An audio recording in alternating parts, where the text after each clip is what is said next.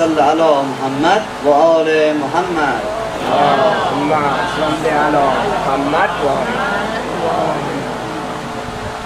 بسم الله الرحمن الرحيم. الحمد لله رب العالمين. الرحمن الرحيم مالك يوم الدين. إياك نعبد وإياك نستعين. اهدنا الصراط المستقيم صراط الذين أنعمت عليهم غير المغضوب عليهم ولا الضالين. صل على محمد Assalamu alaikum wa rahmatullahi wa barakatuh.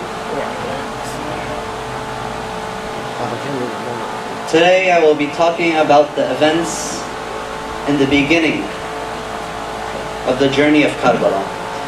On the second day of the holy month of Muharram, 61 years after the Prophet's migration from Mecca to Medina, his grandson, Imam Hussein ibn Ali ibn Abi Talib, gathered all of his relatives and family and said, "O God, we the family of Prophet Muhammad were chased out of our homes in the city of our Prophet, Medina. The children of Umayyah harmed us. O Lord, secure our rights for us and help us against the unjust people." Then he faced his followers and said, "People are slaves of this world. The religion is just what they say. They use it as long as it provides them with their living. When they are tested, the true religious people are few." Then he said, "All of you know what has happened to us, and you know how the world has changed its face toward us. The good is now considered bad, and no good remains except for a little. You see that no truth is acted upon, and the wrong is not prevented. Indeed, a believer does not wish anything but to meet his Lord. Indeed, I do not see death for freedom, as but happiness in life with unjust people, as nothing but grief." When the Imam finished, Zuhair stood up and said, O grandson of the Messenger of God, we heard your sermon. If the whole world was eternal, we would prefer to rise with you than to be in this world."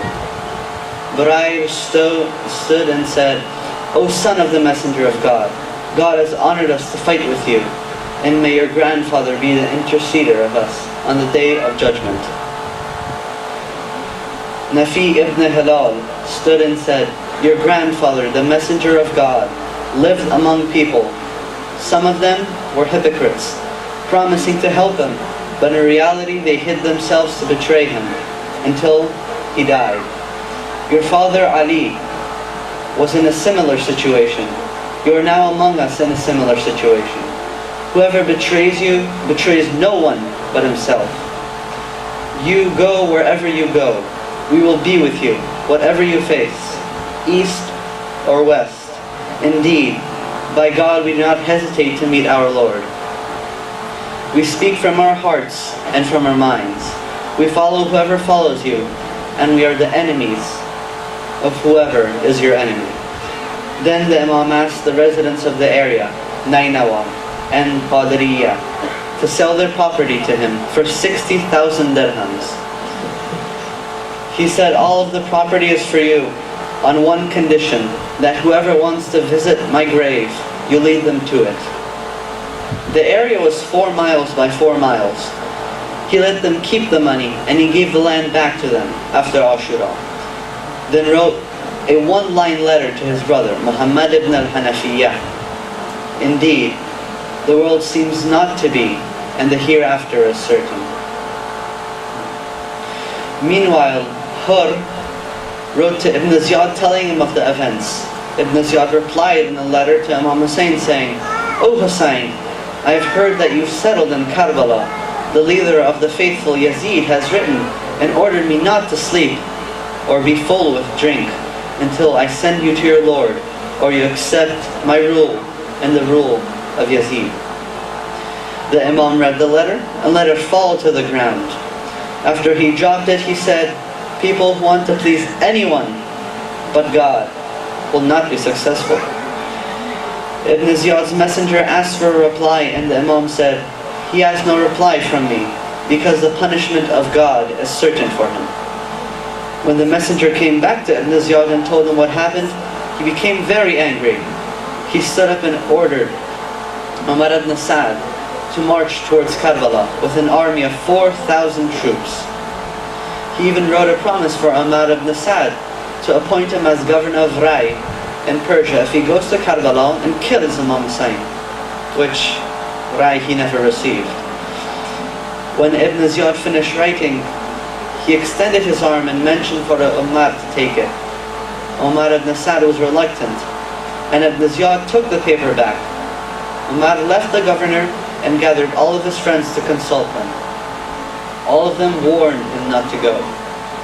The son of his sister, Hamza ibn Mughira ibn Shu'bah, told him, I ask you by God not to go, not to fight Imam Hussein, even if you become the governor of the whole world. In the morning, he met with Ibn Ziyad and said, I'm not willing to go and fight Imam Hussein. I have brought for you a list of other people to send to fight the Imam. Ibn Ziyad said, I'm not asking you to tell me whom to send to fight. If you do not want to go, you will not be the governor of Rai. But Umar ibn Sa'd did not want to give up his chance to be the governor of the rich city of Rai. So he accepted to go and to fight Imam Hussein with 4,000 men. In Karbala, Umar asked Azra ibn Qais to go and meet the Imam. Ask him why he's in Karbala. Azra refused because he was one of those who asked the Imam to come to Kufa. He personally sent the Imam a letter. Kathir ibn Abdullah al-Shu'bi said, I'm going to meet the Imam, and if you want me to kill him right away, I will. Umar said, no, just go ask him why he's coming here. Kathir went towards the Imam's camp, but Abu Thamama al-Sa'idi stopped him on his way. Kathir said, I have a message for the Imam. Sa'idi said, you give up your sword and you can go see the Imam. He refused, and when he tried continuing towards the Imam's camp, Sa'idi would not let him pass. And Kathiri decided to go back. Then Umar sent Qurra ibn Qais al-Hanbali. When he conveyed the message to the Imam said, your people have written to me, therefore I came. If you change your mind, I'm going to leave. Qurra went back to Umar, and Umar wrote to Ibn Ziyad telling him what Imam Hussein said. Ibn Ziyad wrote a reply saying, tell Hussein and his followers to pay allegiance to Yazid. If he does so, we'll think about what we'll do with him. Then Ibn Ziyad announced a public meeting in the main masjid of Kufa and made a speech. He said, O people, you know the people of Abu Sufyan, and you know how they have served you. And you know this leader of the faithful, Yazid, and you know how helped he is to the people. He serves them and gives them what they need. All of the roads are safe under his leadership, as they were during his father's rule. His son Yazid honors people. He makes them rich. He has increased your salaries by 100 times.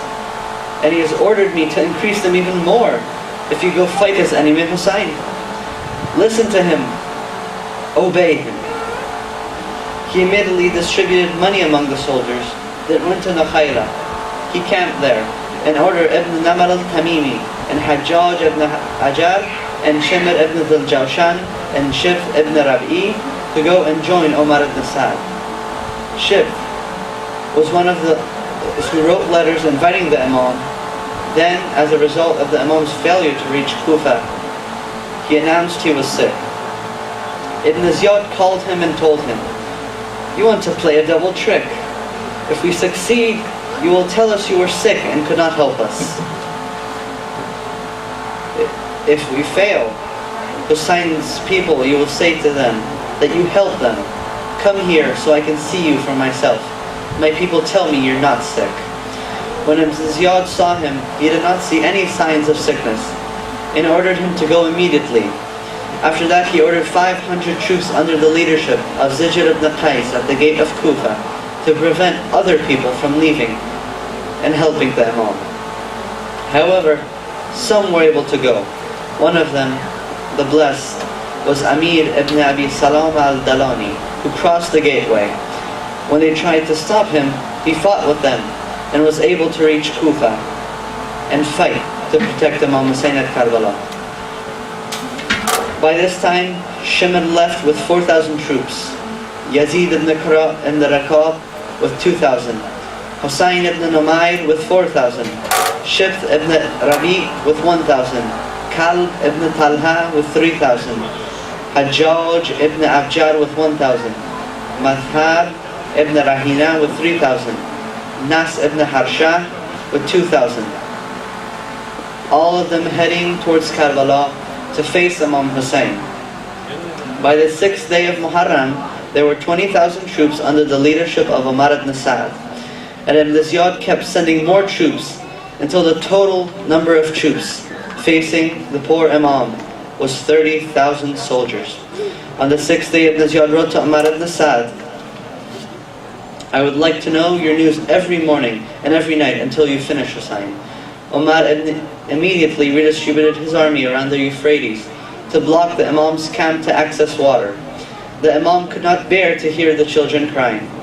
They were not close enough to the river to drink, but the camp was close enough to see and smell the water. The Imam realized the camp might even be close enough to water to have underground wells. He used one of the tent poles and a hammer to dig a well, hammering the tent pole deeper and deeper until water sprang from the pipe, but after some time the water stopped. Ibn Ziyad wrote to Umar ibn Sa'd, "I heard that Hussein is digging a well. He and his followers drank from that well. The moment you receive my letter, prevent them from digging any wells and make it as difficult as possible for them to reach water." He sent 500 of his own troops to deliver the message and guard the Euphrates. A few days later, Imam Hussein and his 72 honored followers were massacred at the Battle of Karbala. صل على محمد وآل محمد. اللهم صل على محمد وآل محمد.